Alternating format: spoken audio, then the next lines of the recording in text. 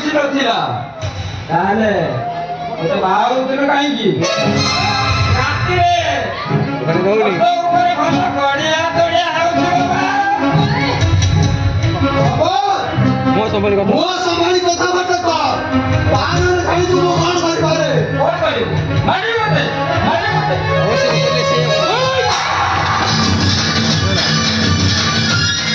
ଖବରଦାର କହିଦଉଛି ହାତ ଲଗାନା।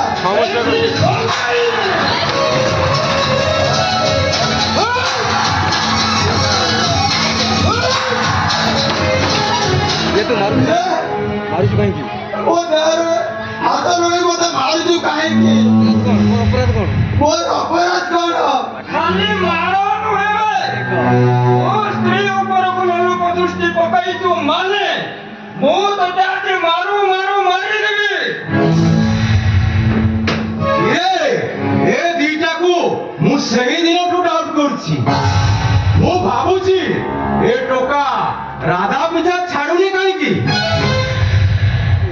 ଚୁପ୍ କରନ୍ତୁ। ଏଇଟା ଆମ ଘର କଥା। এইটা হচ্ছে আমার ঘর কথা। আমার বাহার লোক আমার ঘর কথার মুন্ড করুଛନ୍ତି কাহিଁକି?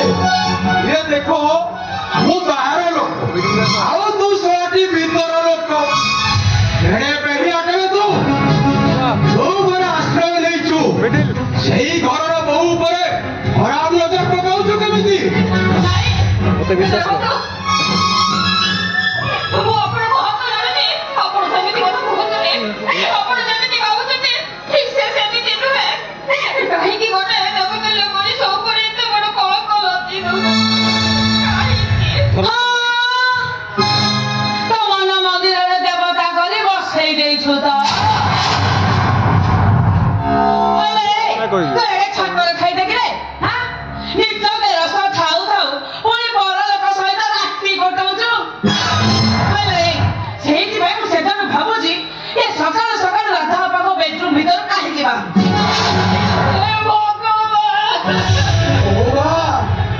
କାହିଁକି ବିଜୟର ଭିତରକୁ ବଦନାମ କରୁଛ? କାହିଁକି ବିଜୟଙ୍କ ମୁଣ୍ଡରେ ଏମିତି କଳଙ୍କର ମଧ ନଦୀ ଦଉଛ? ମୁଁ ବୋଝ ଲଦି ଦଉଛି ମାନେ ମୁଁ ମିଛେଇ ଆଉ ତୁ ଏମିତି ସତ୍ୟ ପୁରୁଷ କେତେ? ମତେ ତ ଲାଗୁଛି ଏ ଘରେ ମୋ ଇଜ୍ଜତ ଆଉ ସୁରକ୍ଷିତ ନୁହଁ। କେତେବେଳେ ଯେ କାମ ପୁରୁଷ ଆମ ରୁମ୍ ଭିତରେ ପଶି ଆସିବ ସେ କଥା କିଏ କହିବ? ସେମିତି କୁହନି। କାହିଁକି ଗୋଟିଏ ନିରୀହ ଲୋକ ଏତେ ବଡ଼ ଦଣ୍ଡ ଦେଉଛ? ଦୋଷ ନ କଲେ କାହିଁକି ତାକୁ ଦୋଷୀ ସଜେଇ ଦଉଛ?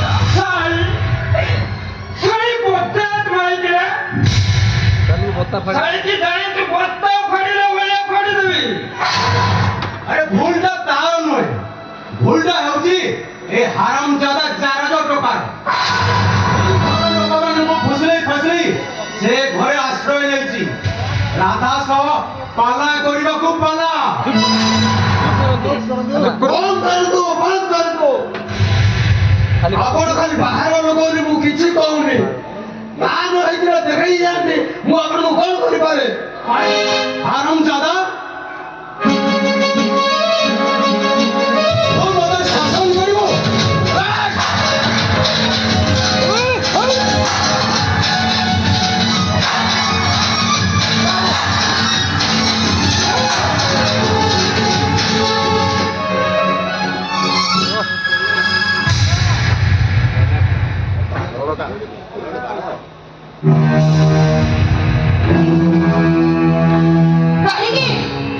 କାହିଁକି ସମସ୍ତେ ମୋ କାନକୁ ମାରୁଛ?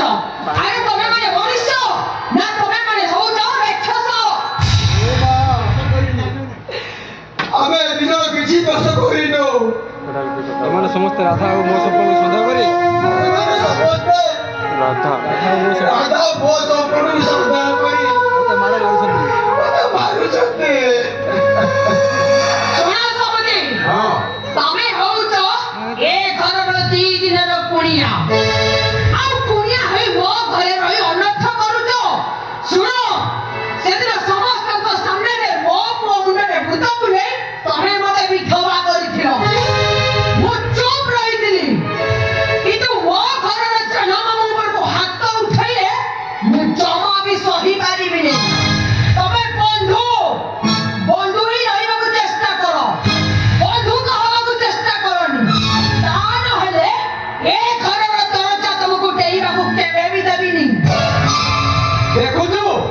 ଦେଖୁଥିବା ସରିତା ତୋ ଶାଶୁ ବୁଢ଼ୀ ମତେ କେମିତି ଅପମାନ ଦଉଛି।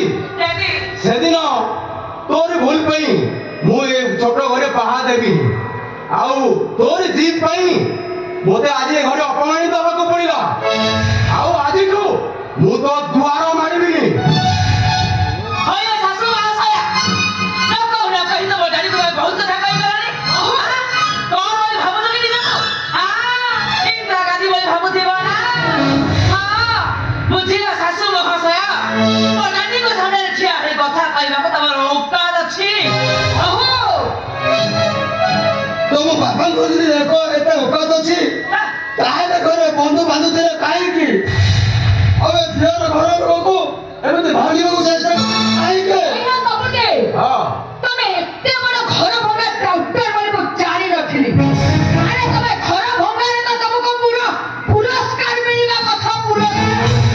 ଏ କଥାଟା ଯଦି ମୁଁ ଜାଣିଥାନ୍ତି ତାହେଲେ କେବେ ବି ଏ ଘର ଏମିତି ମଧ୍ୟ ତମକୁ ଡେଇବାକୁ ଦେଇନଥାନ୍ତି। ସମୁଦ୍ରୀ ସମୁଦ୍ରୀ ନିଜ ମୁହଁରେ ଲଗାମ ଦିଅନ୍ତୁ। ନିଜ ମୁହଁରେ ଲଗାମ ଦେଇ କହୁଛନ୍ତି ଘରେ ମୋଠୁ ବୋଧେ କେହି ଖରାପ ହେବେନି। ଓହୋ ମୁଁ ଜାଣିଛି ତମେ ଏତେ ଭଲ ଲୋକ ମୋଠୁ ଆଉ କେହି ଜାଣିବେନି। ତମେ ଏତେ ବଡ଼ ବେଇମାନ ବୋଲି ଯଦି ଜାଣିଥାନ୍ତି କେବେ ବି ମୋ ଘରକୁ ବସିବାକୁ ତମକୁ ଦେଇନଥାନ୍ତି। ସମୁଦ୍ରୀ ସମୁଦ୍ରୀ ଚିନ୍ତା କରନ୍ତୁ ରେ।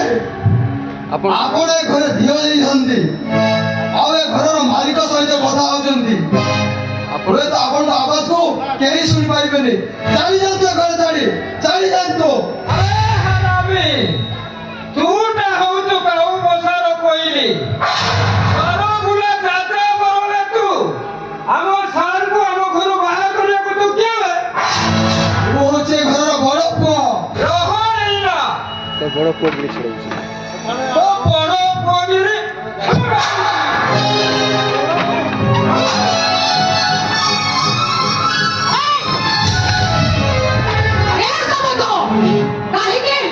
କାହିଁକି ତୁ କାନ ଉପରେ ବାହାରେ ହାତ ଉଠେଇ ମାଡ଼ ମାରୁଛୁ? ଆରେ ବେଲଜ୍ଜା ତୁ ଗୋଟେ ମାର ଭଲ ପୁଅ ହେଇପାରିଲୁନି ନା ସ୍ତ୍ରୀର ଭଲ ସ୍ୱାମୀଟେ ହେଇପାରିଲୁନି। ଆରେ କୁଆଣ୍ଡର ଜୀବନ କାହିଁକି ରେ ଯିଏ ନିଜ ଜୀବନକୁ ବାଜି ଲଗେଇ ଏ ଘରଟାକୁ ସଜାଡୁଛି ତୁ ତା ଉପରକୁ ହାତ ଉଠାଇ ମାଡ଼ ମାରୁଛୁ? ଧର୍ମ ସହିବନି ରେ ତତେ ଧର୍ମ ସହିବନି। ବାହାଘର ପରଠୁ ଏ ଜୀବନ ସାରା ମତେ ଖାଲି ଆଘାତ ପରେ ଆଘାତ ଦେଇ ଆସିଛ। ତମେ କେବେ ତମ ସ୍ୱାମୀର କର୍ତ୍ତବ୍ୟ କରିଛ? ନୁହଁ ନା? ବରଂ ବାସି ମୋ ନିଜ ସ୍ତ୍ରୀ ଘରେ ଥାଉ ତମେ ଯାଇକି ଗୋଟିଏ ବେଶ୍ୟା ପାଖରେ ରାତି କାଟୁଛ। ଆଉ ତ ବହୁ କମ୍ କି ତୁ ନିଜ ପ୍ରେମିକାକୁ ଧରି ପ୍ରେମିକକୁ ଧରି ଘର ଭିତରେ ରାତ୍ରି କଟଉଛୁ। ରାତିରେ ଗୋଟେ ସ୍ତ୍ରୀ ପାଇଁ ରାତିରେ ଗୋଟିଏ ସ୍ତ୍ରୀ ପାଖରେ ଦିଟା ସ୍ୱାମୀ ଗୋଟିଏ ଖଟରେ ଶୋଇବେ କେମିତି? ନା ନା କାହିଁକି ଏମିତି ପାପ କଥା ଗୁଡାକ କହୁଛ?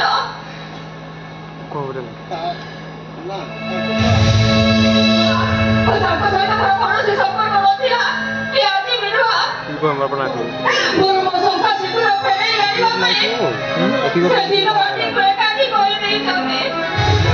ବଢିଆ ନାଟକ କରୁଥିଲ ହାରାମଜାଦି। ବଢିଆ ଅଭିନୟ ତତେ ଜଣା। ତୁ ଆଉ ଏ ଗାଁ ଯାତ୍ରା ନ କରି ଯାଉନୁ କୋଉ ତୁଳସୀ କୋଣାର୍କ ପାଟିରେ ଅଭିନୟ କରିବୁ? ତୋର ଯଦି ମୋର ପୁରୁଣା ପ୍ରେମିକ ସହିତ ମନ ଛାଡି ନଥିଲା ତାହେଲେ ମତେ ବାହା ହଉଥିଲୁ କାହିଁକି? କେତେଟା ଛୁଆ ନଷ୍ଟ କରିଛୁ କଣ ହାରାମ? ତମେ ଲମ୍ପଟ ତମେ ହେଇଥାଇପାର ଗୋଟିଏ ଲମ୍ପଟ ପୁରୁଷ। ହେଲେ ରାଧା ତମକୁ ବାହା ହେବା ଚୁପ ହେଲେ ରାଧା ବାହାଘର ପରଠୁ ତମ ଛବି ଛଡା ଆଉ କାହାର ପ୍ରତିଛବି ହୃଦୟରେ ସ୍ୱପ୍ନରେ ବି ଭାବି ନଥିଲା। କେବେ ବି ଭାବିନି। ସ୍ୱପ୍ନରେ ଦେଖିବା କଣ ଦରକାର? ଡେଲି ରାତିରେ ତ ଖଟ ଉପରେ ଦେଖୁଛୁ ନା? ଏ ସମ୍ପର୍କ ନିଜେ ତୋ ସହିତ ବହୁତ ସ୍ୱପ୍ନ ଦେଖିଥିଲା। ତୋ ହାତରୁ ଶଙ୍ଖା ସିନ୍ଦୁର ଆଉ ତୋ ହାତରୁ ଶଙ୍ଖା ସିନ୍ଦୁର ପିନ୍ଧିଲା ବେଳେ ସେ ବହୁତ ଖୁସି ଅନୁଭବ କରୁଥିଲା। ଖୁସି ଟିକେ ତ ଦେଇପାରିଲୁନି। ତାକୁ ତାକୁ ଏମିତି ଯନ୍ତ୍ରଣା ଦଉଛୁ କାହିଁକି?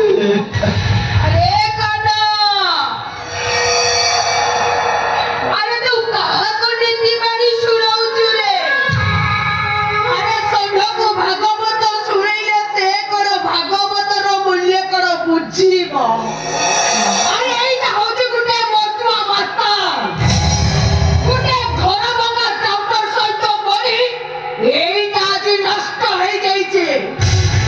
ସମୁଦୁରୀ କଥାଟା ଡାଇରେକ୍ଟ ମୋ ଆଡ଼କୁ ଆଙ୍ଗୁଠି କେଞ୍ଚିଛ ଯେ এই ବାହାର ଟୋକାକୁ ଘରେ ରଖି ବୋହୂ ସହିତ ତାମସା କରାଉଛ ଆଉ ସେ ଚାକର ବୁଢ଼ା ସହିତ ଦିନ ରାତି ଖେଇ ଖେଇ ଯାଉଛ।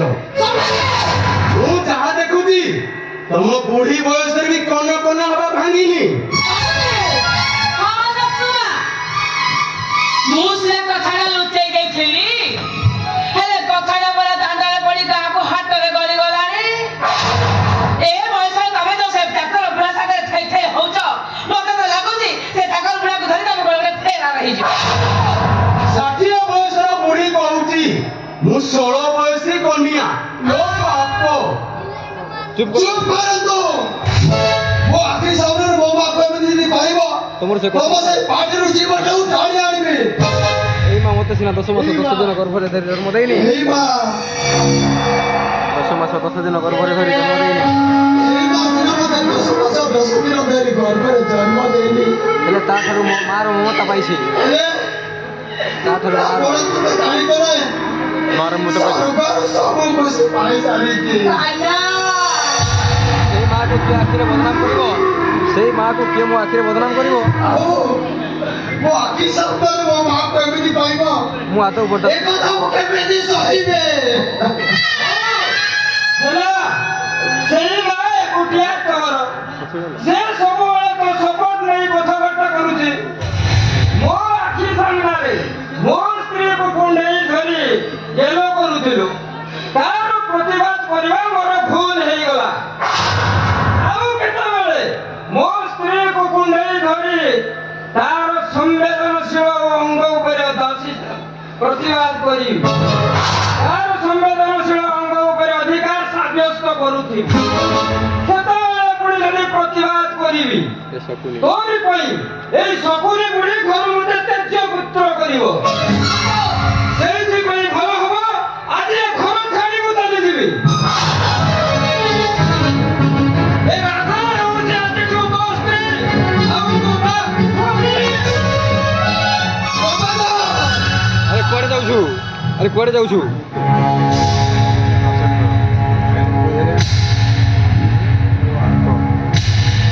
ଆରେ କୁଆଡ଼େ ଯାଉଛୁ ରେ?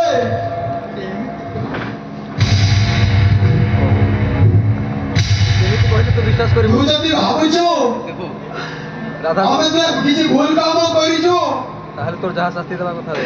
ତାହେଲେ ତୁ ମତେ ଯାହା ଶାସ୍ତି ଦେବା କଥା ଦେ। ମୁଁ ଜମା ପ୍ରତିବାଦ କରିବିନି। ମୁଁ ସବୁ ସହିଯିବି।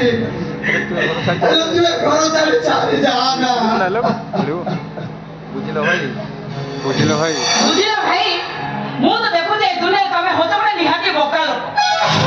ଆରେ ଏଇଟା ପୁରା ତମ ଘର ତମ ସମ୍ପତ୍ତି ତମେ କାହିଁକି ଘର ଛାଡ଼ିକି ଚାଲିଯିବ? ମୋର ଜାନ ଜଗା ଯୋଉ ଭୁଲ କରିଛି ସେ ଭୁଲ ପାଇଁ ତମେ ତାକୁ ଶାସ୍ତି ଦିଅ ଶାସ୍ତି। ମୋ ଝିଅ ଠିକ କହୁଛି। ଆରେ ଝିଅ କାହାର ଲୋକଇ ନକଇ କଥା ପଦେ କହିଲା ନା। ଆରେ ସମ୍ଭବ ତମେ ଯଦି ଘର ଛାଡ଼ି ଚାଲିଗଲେ ଏହି ଗୁଣ କଉଣିକି ବହିଯିବ ଯେ ବରଂ ଏ ଟଙ୍କା କରିବା ଭୁଲ ପାଇଁ ଶାସ୍ତି ବିଧାନ କର ଶାସ୍ତି।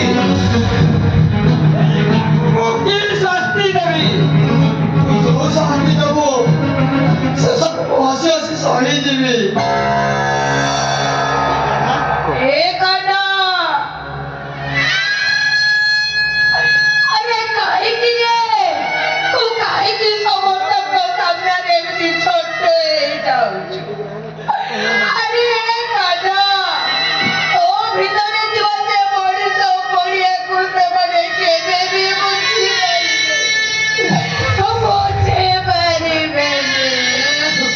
ଏ ମା ସଂସାର ଭାଙ୍ଗି ଘରଟା ଭାଙ୍ଗି ଯିବା ବହୁତ ସହଜ ହେଲେ ତାକୁ ଚଳିବା ବହୁତ କଷ୍ଟ। ଆଜି ଦୋଷ ନ କରି ଏମାନେ ସମସ୍ତେ ଦୋଷ ନକରି ମତେ ଦୋଷୀ ବୋଲି କହୁଛନ୍ତି। କାନା ଯୋଉଥିପାଇଁ ଆମ ଆଉ ଏ ଘର ଛାଡ଼ି ଚାଲିଯିବାକୁ ସମ୍ମତ ବସିଛି। ଜଣକ ଯଦି ଟିକିଏ ନଈରେ ଚାଲିଯାଏ କାନା ହୁଏତ ଘରଟା ରହିଯିବ। ଭାଗି ଜୀବନେ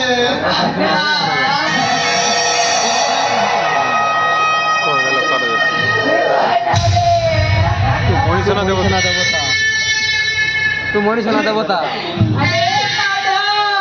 ତୁ ମଣିଷ ନା ଦେବତା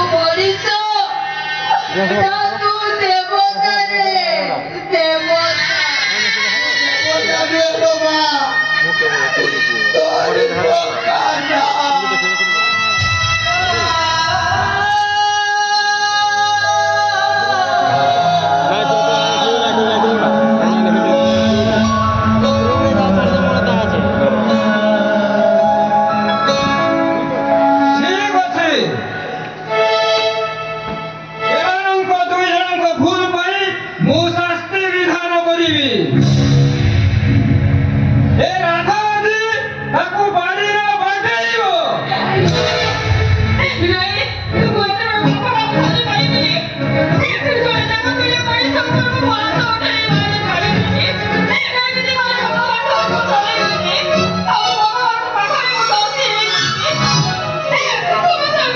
କାହିଁକି ଆସ ରାଧା ଆସ ଆଜି ଗୋଟେ ତମେ ଆଜି ଗୋଟିଏ ଦିନ ପାଇଁ ରାଧାରୁ ଯଶୋଦା ହବ ଗୋପବାସୀଙ୍କର ଆଉ ଏ କାନ କହିଥିବ ଭୁଲ ପାଇଁ ତମେ ତାକୁ ବାଡ଼ି ଧରି ଶାସନ କରିବ କିନ୍ତୁ ଗୋଟେ ନିର୍ଦ୍ଦୋଷ କିନ୍ତୁ କେମିତି ଗୋଟିଏ ନିର୍ଦ୍ଦୋଷ ମଣିଷକୁ ମାଡ଼ ମାରିଲେ ମୋତେ ପାପ ହବ। ସେଦିନ ଗୋପପୁର କୃଷ୍ଣଙ୍କର କବାଳ ପହଞ୍ଚିଲା ଦୋଷ ନଥାଇ ବି ଗୋପୀ ଗୋପାଙ୍ଗନା ଭୁଲ ନଥାଇ ମଧ୍ୟ ଗୋପ ଗୋପାଙ୍ଗନା ତାକୁ ବାଳ ଖୋଉଥିଲେ ଆଉ କାହ୍ନର ଚାଲିଛି ଆଉ କାହ୍ନାର ବାଳ ଖିଆ ଦେଖି ସେମାନେ ଯଥେଷ୍ଟ ଆନନ୍ଦ ନେଲେ ସେମାନେ ବହୁତ ଆନନ୍ଦ ନେଉଥିଲେ ସେମାନଙ୍କ ମୁହଁରେ ଟିକେ ଖୁସି ଦେଖି ଆଉ କାହ୍ନା ବି ଏଥିରେ ଟିକିଆ ବି ପ୍ରତିଦାନ କରୁନି ସବୁ ଖୁସ ଥରୁ ଟିକେ ଯଶୋଦା ମା ହେଇ ଆସ ତରୁଟିଏ ଯଶୋଦା ମା ହେ ଗୋଟିଏ ହାତ କାନ ଧରି এই ଗୋଟିଏ ହାତରେ କାହ୍ନା ଧରି ଅନ୍ୟ ହାତରେ ମୋତେ ବାଡ଼ିରେ ଆଉ ଗୋଟିଏ ହାତରେ ବାଡ଼ି ଧରି ଶାସନ କର ମଜା ଦେଖି ଏତେ ବଡ଼ ପୁଅର ମୁଁ ବାହା ହେଇପାରିବି କେମିତି? ନାରୀ କେତେ ରୂପ କେତେ କାହାଣୀ ନାରୀ କେତେ ରୂପ ତାର କେତେ କାହାଣୀ ଆଉ କେତେ କାହାଣୀ ସେ ଜାଗା ତ କେତେବେଳେ ସ୍ନେହମୟୀ ଆଉ କେତେବେଳେ ଭଗିନୀ ସେଇ ମା ତରୁଟେ ସେ ଯଶୋଦା ମାଏ ମୋତେ ଶାସନ କରେ ମତେ ଆସ ଶାସନ କର ଆସ अरे कान्हा अरे केमिति तते से मारिबो अरे तो देबो की मां करे तो जसोदा मां तते केमिति मारिबो आ ए सब देखि पोछाते ओ पत्थर रखी केमिति सहीबे केमिति सहीबे ମୁଁ ଜାଣିଛି ଲୋ ବୋଉ ତୁ ସହିପାରିବୁନି ଏ ମାର ଖାଇବା ସମୟରେ ତୁ ଆଖି ମୁଦି ଦବୁ ନହେଲେ ଜାଗା ଛାଡ଼ ଆରେ ଜାଗା ଛାଡ଼ି ଚାଲିଯିବୁ ଆଲୋ ଏତେ ଦିନ ପରେ ଏମିତି ସୌଭାଗ୍ୟ ମିଳିଛି ଆଉ ଏତେ ଦିନ ପରେ ଏମିତି ସୌଭାଗ୍ୟ ମୋ ଜୀବନରେ ଆସିଛି ଏମିତି ମୋ ସୌଭାଗ୍ୟ ଜୀବନରେ ଆସିଛି ଯେତେବେଳେ ମୁଁ ତାକୁ ହାତ ଛଡ଼ା କରିଦେବି ଏମିତି ହାତ ଛଡ଼ା ମୁଁ କେମିତି କରିଦେବି ବୁଝିଲ ସମ୍ବଦ ବାପା ଏ ଟ୍ରାଜେଡି ଡ୍ରାମା ଦେଖି ଦେଖି ମୁଁ ଫୁଲ ବୋରିଂ ହେଇଗଲିଣି ଯଦି କିଛି ଦେଖାଇବାର ଅଛି ତୁରନ୍ତ ଦେଖାଅ ନହେଲେ ମୁଁ ଚାଲିଲି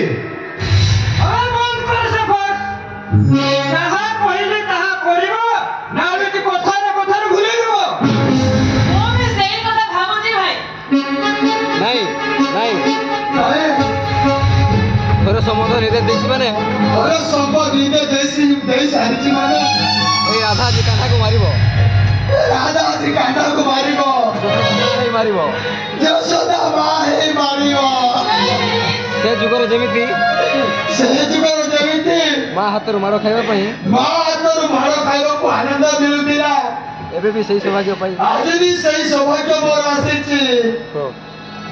ଆସ ସେଇ ଖୁସିରେ ନାଚିବାକୁ ଇଚ୍ଛା ହଉଛି ସେଇ ଖୁସିରେ ନାଚିବାକୁ ଇଚ୍ଛା ସେଇ ଖୁସିରେ ଆଜି ମୁଁ ନାଚିବାକୁ ଇଚ୍ଛା ହଉଛି अरे दादा ମୁଁ କିନ୍ତୁ ଆଉ ଖୁସିରେ ନାଚି ପାରୁନି ମୋ ଦିନଟା ମତେ ବଡ଼ ଠିକା କରି କହୁଛି ହଲୋ ଏ ଦାଦା କେମିତି ଗୋଟେ ନିର୍ଦୟ ମଣିଷକୁ ତୁ ମାର ମାରି ପାରିବୁ ତୁ ନିଜର ଖୁସି ପାଇଁ ଅନ୍ୟର ଖୁସିକୁ ତୁ ବଳି ଦେଇଦେବୁ କିଏ କାହାକୁ ବଳି ଦେଉଛି ଏଠି କିଏ କାହାକୁ ବଳି ଦଉଛି ସମୟ ତ କେବଳ ଏଇଠି ତ ବାଉଁଶ ରାଣୀ ଖେଳ ଖେଳୁଛି ଆଉ ଏଇ ସମୟ ଦେଇ ଆମକୁ ସବୁକୁ ଚାଲିବାକୁ ହଉଛି ଆସ ରାଧା ମାର ମତେ ଆସ ରାଧା ମତେ ମାର ଆସ ଏମାନେ ଦେଖନ୍ତୁ ମୋର ଦୋଷ ନାହିଁ ମତେ ମାର ଏମାନେ ଦେଖନ୍ତୁ ଏମାନେ ଦେଖନ୍ତୁ